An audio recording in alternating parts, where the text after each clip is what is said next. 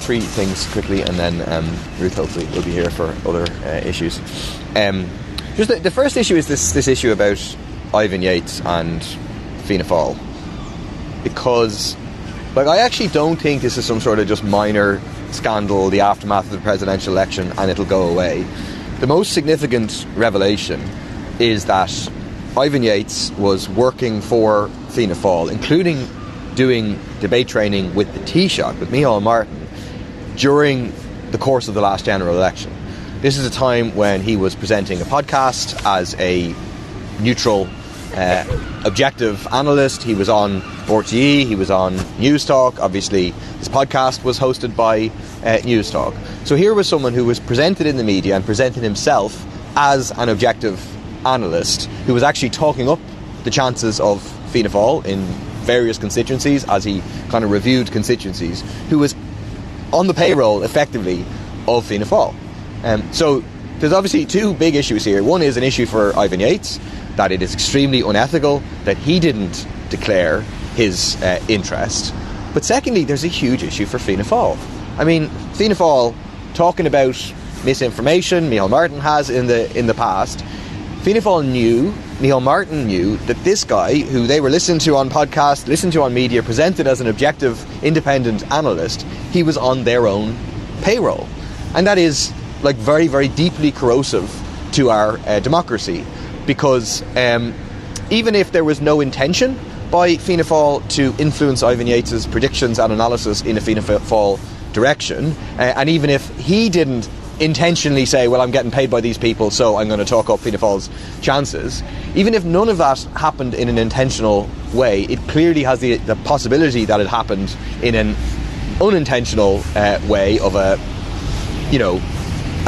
bias that then reflects itself. Someone who knows, he who pays the piper calls the tune, and the public isn't aware of it. And so it's why the public should have been made aware of it by Ivan Yates, but in particular should have been made aware of it by Fianna Fáil, who is now the Micheál Martin, the Taoiseach of the country. I think it is a big deal. There are questions about, are there other supposedly independent commentators who have been on the payroll of Fianna Fáil or Fine Gael?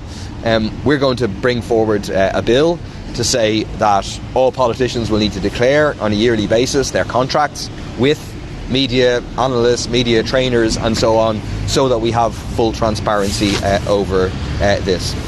The second point, quickly, is in relation to the unspeakable horror of what certainly appears to be the attempted murder of asylum seekers, including 4 children, one of them a very, very young baby, someone pouring petrol on the stairs above which they are sleeping in what looks like an attempt to prevent them from escaping from an arson attack. Horrendous, calculated attempts to kill children and a baby purely based on where they come from. So that obviously has to be utterly condemned. I would appeal to anyone who is thinking about protesting outside any IPAS centre to think about what impact you're having protesting outside children's homes at this stage, given the arson attack that we saw there, given the over 30 arson attacks that we've seen over the past 4 or 5 years. Close to my own constituency, you had riots taking place outside City West, where children, again, are living, attempting to break through police barriers. What would have happened if people had managed to get through the police barriers, and what would have happened to the children who are living there? So, nobody should be protesting outside people's homes in this climate of fear, of right-wing terrorism that we're seeing taking place.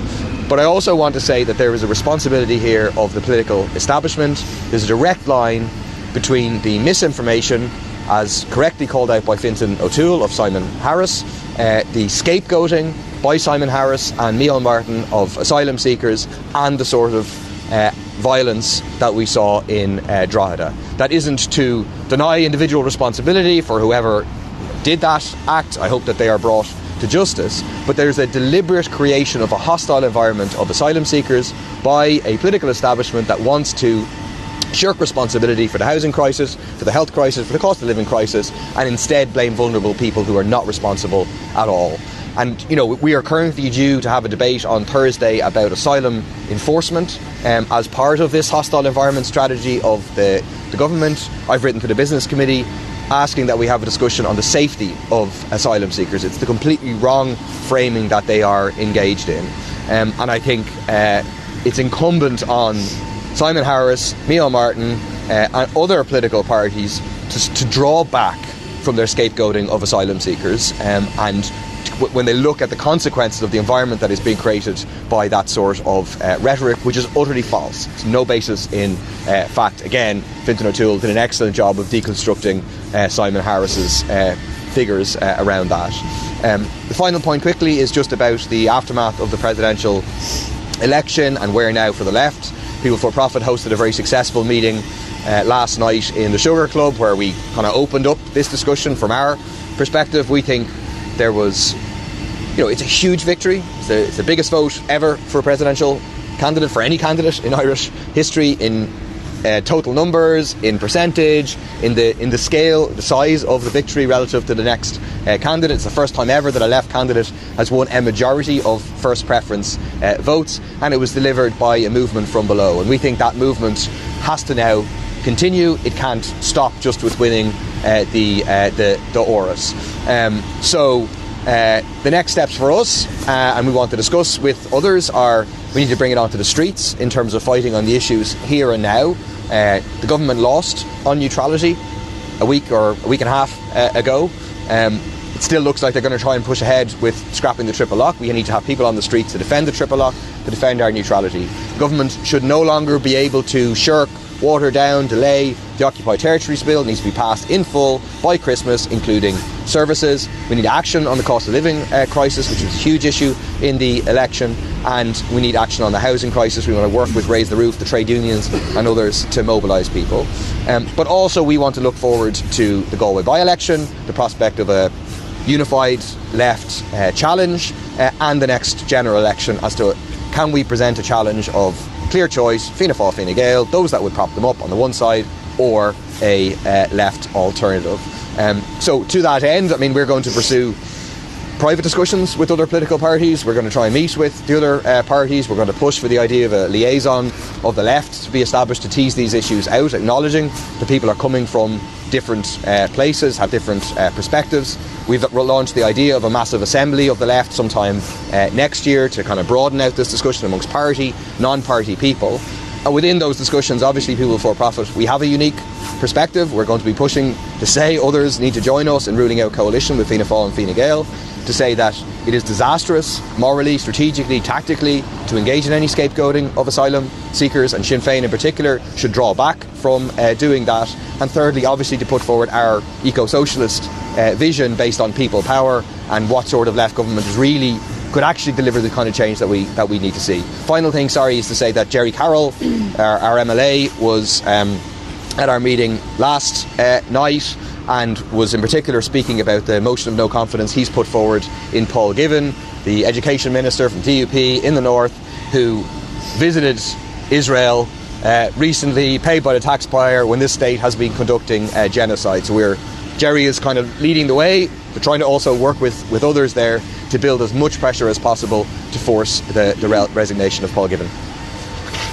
Yeah, so just two issues. I think there's a dangerous level of racism now in society in terms of the attack that we saw on families in the International Protection facility in Drogheda. And we have the attacks by the far-right agitators around City West. But we have to say as well that it isn't just the far-right, it's establishment politicians that are feeding this racism, and particularly very, very prominent ones like Simon Harris and Jim O'Callaghan. So what was the first response of this government to the attack in Drogheda? It was to come out the next day and say that people who live in such places need to pay rent. Why would you pay rent when you're not even safe in these facilities? You're being, facing arson attacks, your children couldn't even go to school in City West. That was reported by principals. And I'm sick, sore and tired of the issue of violence against women and children being seized upon by racists. and being leaned into then by other political parties, Fianna Fáil, Fine Gael, and we would also have to say Sinn Féin as well. We're not going to give cover to any party that's leaning into racism in order to make gains for themselves, and it won't work because you're ceding ground to the far right. I just want to say as well that the day after City West, the last day we were in here, there was politicians stood up in the Dáil talking about violence against women and children that I never ever heard talking about the issue before. People like Independent Ireland, who only care if it's a migrant, a person of colour, or somebody from a minority that has done the attack on a child or a woman. And we're not going to allow that to happen. I think as well, I just want to mention the issue of fastway couriers. I've been contacted by some of the people who were involved and affected by the closing down of Fastway, and they're very anxious that they would be able to meet with the ministers responsible, social protection, enterprise, but also that TDs would raise their plight and raise their case and meet with them. I've raised the idea that they should come and protest at the Dáil tomorrow, to bring out their issues. And I think the issues are this, that some people are owed a month's wages, some people are owed a week's wages, and they are seriously stressed and anxious about how they're going to pay their bills, feed their children and pay their mortgages.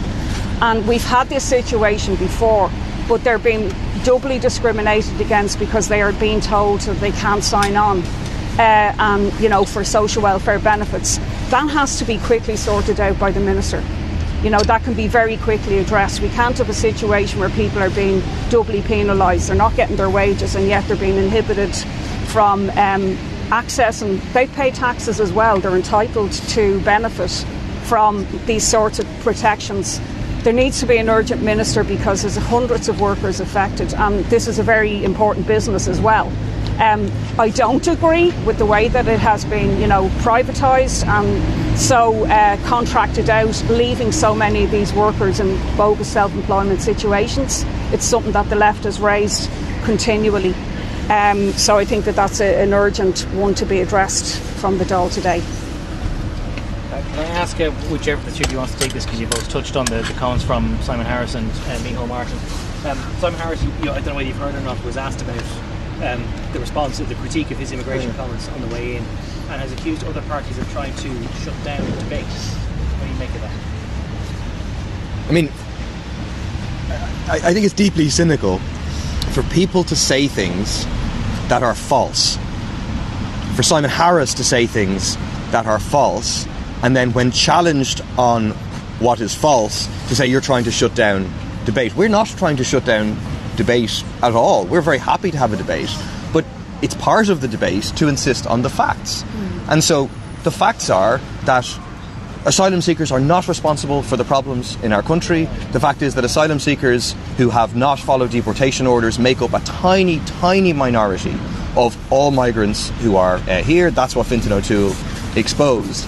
And it's quite incredible that after you have an election where the majority of people vote for a progressive candidate, a progressive view, who says clearly Ireland is not full, and then you have a horrendous arson attack attempting to kill children, then the political establishment, their response to all of this is to somehow blame the left and to say the left is trying to shut down discussion. It's the second time he has said this now. The left is trying to have a discussion. We're happy to have a discussion. We want to base that discussion on facts.